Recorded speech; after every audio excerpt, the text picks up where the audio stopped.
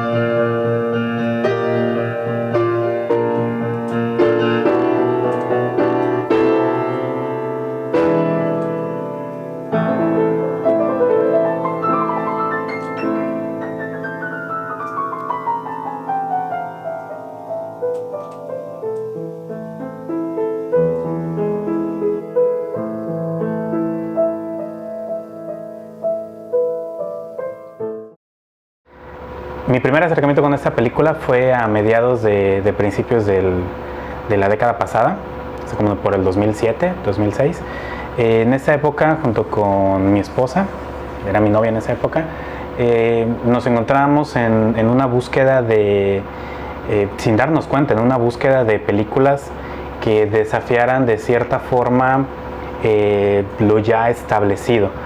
No quiere decir que fueran a crear algo nuevo, es muy difícil crear algo nuevo en el cine, en el arte en general, pero sí tratábamos de que ese acercamiento fuera algo novedoso, por lo menos para nosotros, ¿sale?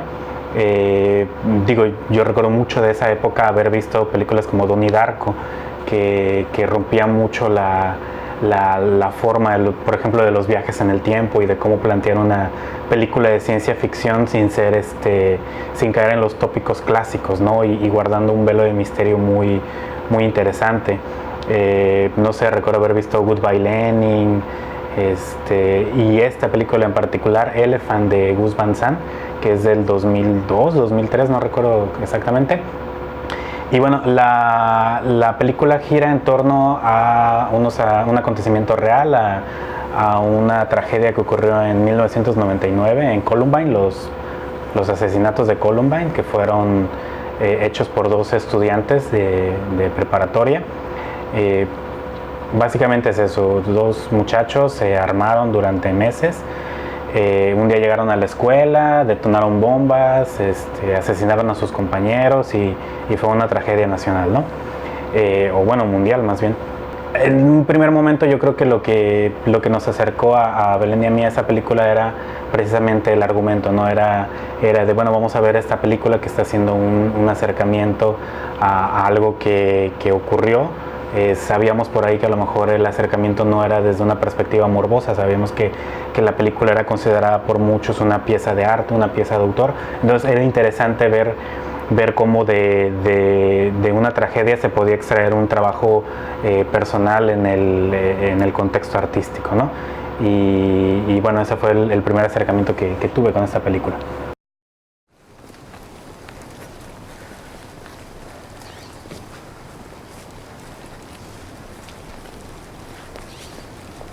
Hey, what are you guys doing? Just get the fuck out. They'll come back. Maybe shit's going down.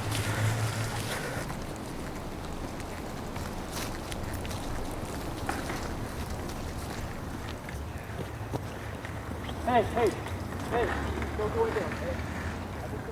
Hey, you guys, don't go in there. I think something bad's gonna happen. Don't go in there, okay?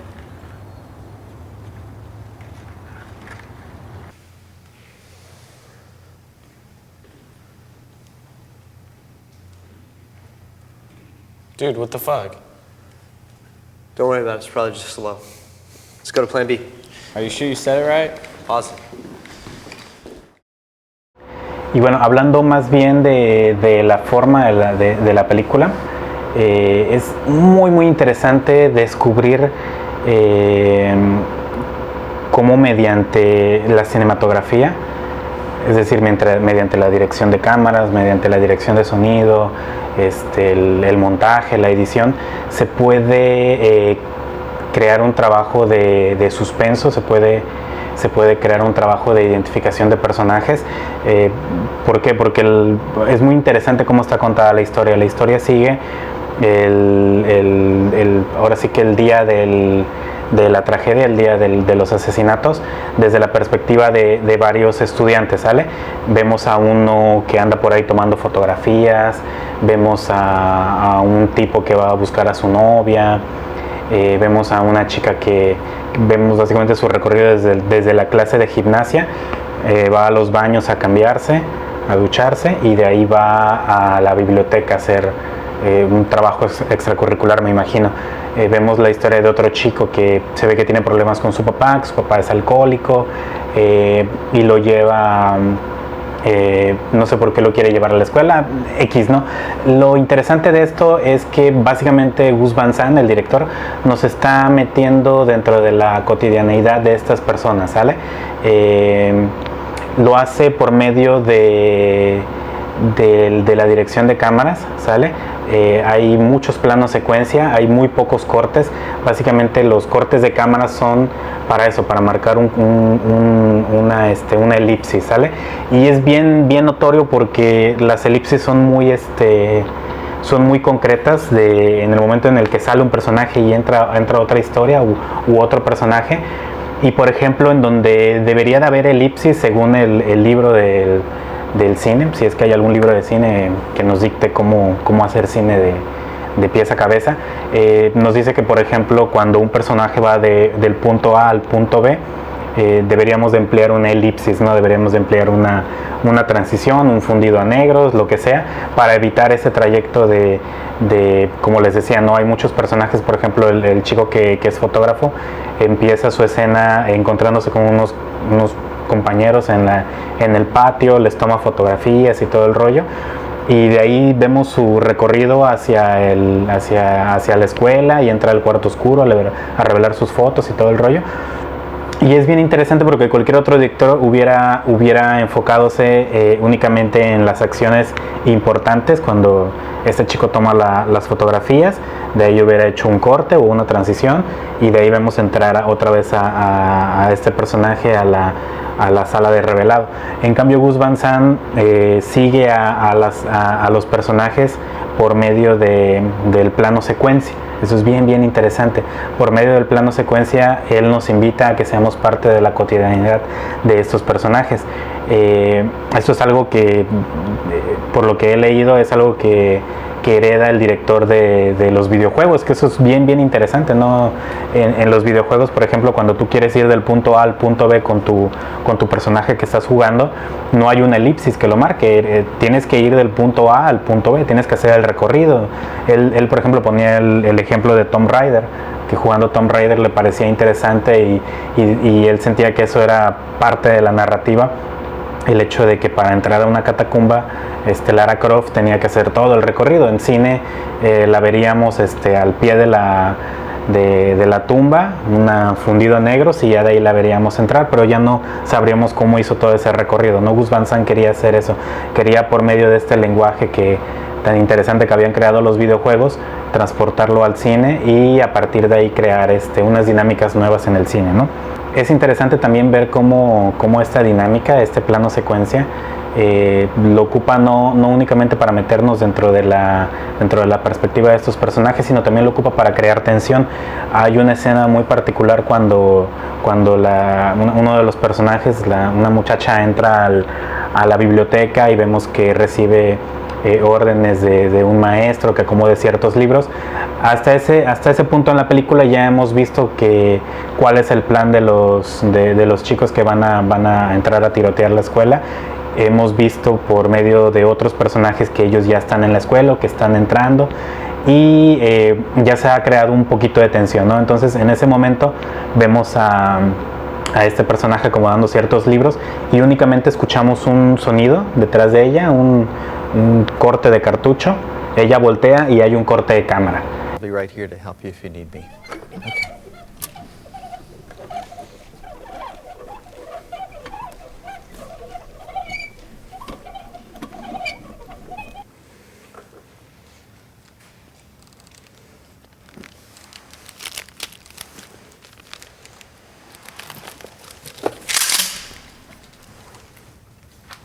El corte justo en el momento que tiene que estar para crear tensión. Después de eso abordamos otra escena y continuamos con las demás historias, ¿vale?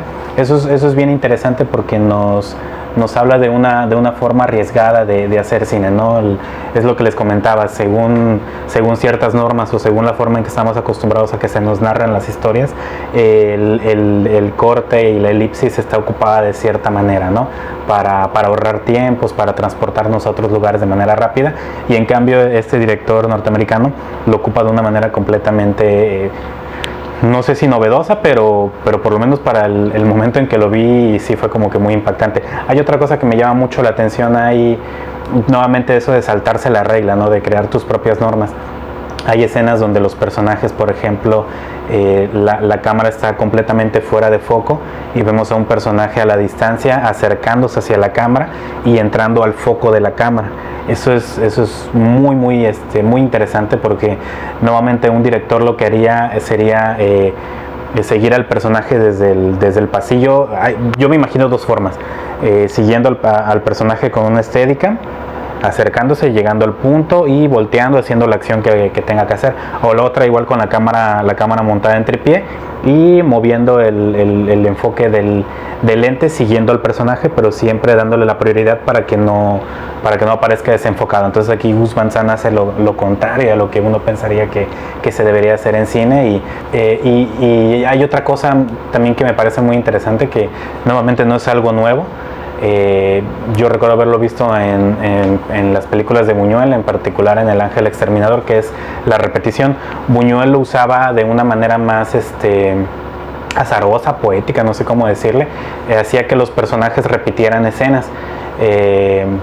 No tenía una explicación lógica, no era algo cerebral, era algo más intuitivo, y era igual para crear el ritmo y la temática de lo que iba a ser la película, ¿no? Del Ángel Exterminador. Aquí Gus Van Sant vuelve a ocupar esta técnica de la repetición, pero siempre es con el afán de darnos a entender cómo las vidas de esos chicos se van cruzando en el día a día de la escuela, ¿no? Hay una escena que recuerdo mucho en que se topa el chico rubio, que les digo que tiene problemas con su papá, y el chico fotógrafo, y esa escena está, por lo menos si mal no recuerdo, repetida 3 veces, porque hay 3 personajes que se juntan en ese momento, los 2 que ya les mencioné y la chica que va a la biblioteca. Entonces Gus Van Sant graba desde 3 perspectivas diferentes la misma escena, obviamente pidiéndole a sus actores que repitan las escenas de lo más parecido posible. Y es bien interesante, ¿no? Como la repetición también es una forma de anticipación. O sea, nosotros en determinado punto ya sabemos que después de ese momento de saludo, sabemos que empieza la tragedia, porque ya lo hemos visto en otra escena antes, ¿no? De otro de los personajes que interactuaba en esa misma escena. Entonces en ese momento es como de, ahora ya sabemos qué es lo que viene, ¿no? Entonces es la anticipación y empieza a crear una tensión. Eso es muy interesante. Otra cosa muy interesante también es el formato en el que está hecha la película. Regularmente el cine ya contemporáneo y todo esto siempre trata de buscar lo que es le llaman el widescreen, el 16:9, el formato de pantalla ancha. ¿Para qué? Para tener más visión, más rango de visión, ver más cosas, ¿no? En un principio esta película iba a ser hecha exclusivamente para televisión. En esa época el formato televisivo todavía se manejaba por el formato 4:3, que era un formato cuadrado, que fue el primer formato de cine, de hecho, que se produjo. Digo, ya cuando vino el cine sonoro, que tuvieron que a la cinta de 35 milímetros tuvieron que ponerle bandas para poner el sonido, pues básicamente lo que ocurrió es que ese formato de 4:3 volvió 16:9, se achicó para que arriba y abajo, pues dentro de la cinta pudieran poner el sonido, ¿no? Y bueno, Gus Van Sant en un principio lo tenía planeado, sí, ya cuando le dijeron, no, ¿sabes qué? Sí va a ser cine, sí va a ser una película como tal, no una telepelícula. Él decidió conservar este formato, el 4:3. ¿Por qué? No estoy seguro por qué, pero yo creo que es parte de la estética de la cinta, ¿sale? La cinta tiene esa onda como de televisión. Igual y los más chicos ven ahorita televisión en 16:9 y no tiene sentido, no, para ellos no significa nada este formato cuadrado, pero para las generaciones de los 90 para atrás, que sí veíamos televisiones cuadradas, tiene otro tipo de acercamiento, porque regularmente la televisión siempre ha sido asociado a los noticieros, por ejemplo, al documental, a algo más tangible, ¿no? Entonces el hecho de grabar en este formato era una forma de que tú te sintieras o de que supieras que estabas viendo algo que estaba basado en la realidad, que no era 100% ficción, aunque sí se toma ciertas libertades, ¿no? Y al mismo tiempo es una forma magnífica de crear una opresión, una forma de oprimir al espectador, al espectador que está acostumbrado a ver todo en pantalla ancha. De repente le quitas el ancho de su visión y lo encajonas, se siente atrapado, ¿no? Y eso es parte de lo que inspira la película, es esta sensación de estar atrapado en esa escuela, en ese momento, y no importa qué personajes veas, sabes que todos ellos van a ser víctimas de una u otra manera de esto que ocurrió, ¿no? Y bueno, ya en tercer lugar, hablando de el mensaje, tratándose de una película basada en una historia real, en una tragedia, en un asesinato en masa, es muy interesante la perspectiva que toma Gus Van Sant para hacer su película. Desde el nombre, Elephant, la película se titula Elephant por cierta alegoría que existía en Europa hace 2 siglos, en el siglo XIX. Dostoyevsky creo que lo ocupaba, no recuerdo exactamente quién, en donde se hablaba en una historia de un sujeto que entraba a una sala de museo y todo parecía normal, excepto porque había un enorme elefante en la sala, ¿sale? El elefante no estaba haciendo nada, pero estaba ahí. Sabías que en cualquier momento el elefante se podía volver loco, empezaba a correr, destruía las obras, aplastaba gente, armaba un caos, ¿no? Entonces, esa es una alegoría, ¿no? Un elefante en la casa. ¿De qué nos habla esto? De que hay ciertas situaciones que tenemos frente a nuestras narices y son tan grandes que preferimos ignorarlas, que preferimos decir o creer que no están ahí, que no nos van a afectar, que no va a pasar nada, a pesar de que es obvio que en determinado momento nos va a explotar en la cara y se va a volver una tragedia. Ese es el porqué de este título, ¿no? El elefante en este caso es obviamente la violencia, los asesinatos, algo que se ha vuelto tan recurrente en la sociedad. Me gustaría decir en la sociedad americana, pero no, yo creo que es a nivel mundial. En México, que es de donde yo soy, todos los días vemos actos de violencia, vemos asesinatos, vemos homicidios, suicidios, desapariciones. Es el elefante que ya está corriendo en la sala de arte, ¿no? En el museo. Y esta película nos habla de eso, ¿no? De la sociedad americana a finales de los 90, cómo le costaba darse cuenta que había un problema, ¿no? Había un problema en el tejido social, había un problema en estos chicos. Tan es así que ocurrido esta tragedia, el primero que se señala es a Marilyn Manson, ¿no? Es claro que el culpable son los medios, es el arte, son los videojuegos, es el cine.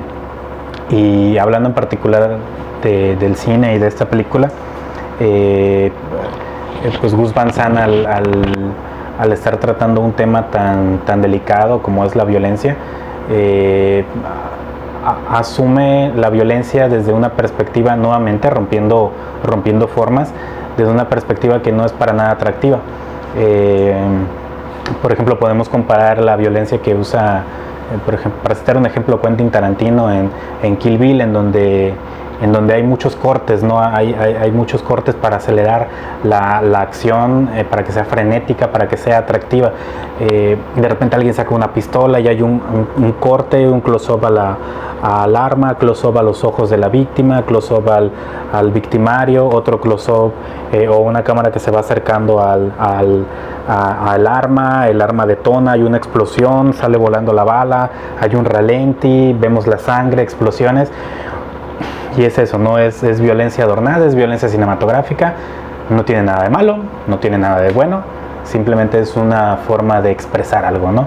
Y Gus Van Sant lo que quería era no expresar una violencia que fuera catártica, que tú dijeras, oh, que te regocijaras en la violencia, no, él quería que fuera una violencia cruda. Claro que tenía que haber violencia en la película por el tema que se estaba tratando, pero no es una película que tú la veas y salgas del cine diciendo, oh sí, voy a agarrar un arma y voy a salir disparando, como por ejemplo, no sé, yo recuerdo mucho cuando vi 300 en el cine, salí y era como de, oh sí, soy Leónidas y eso es Esparta y todo este rollo, ¿no? Y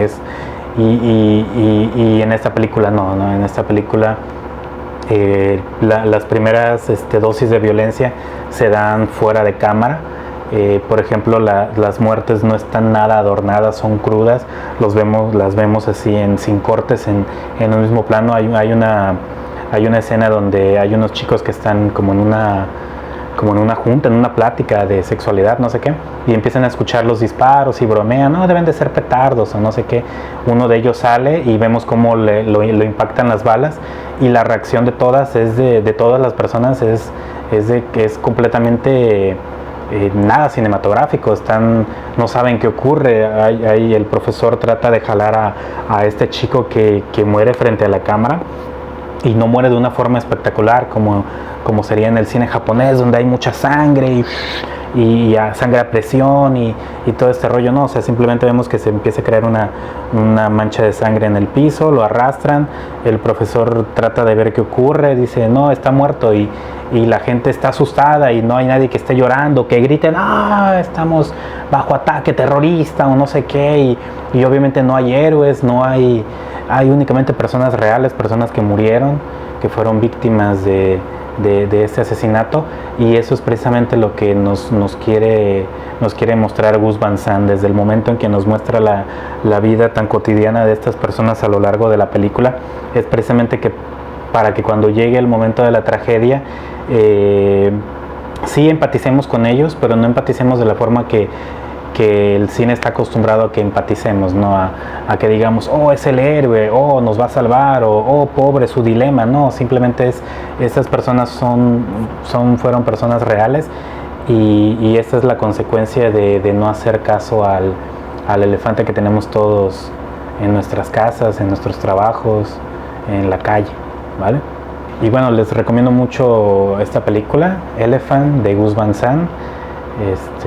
Espero vernos pronto.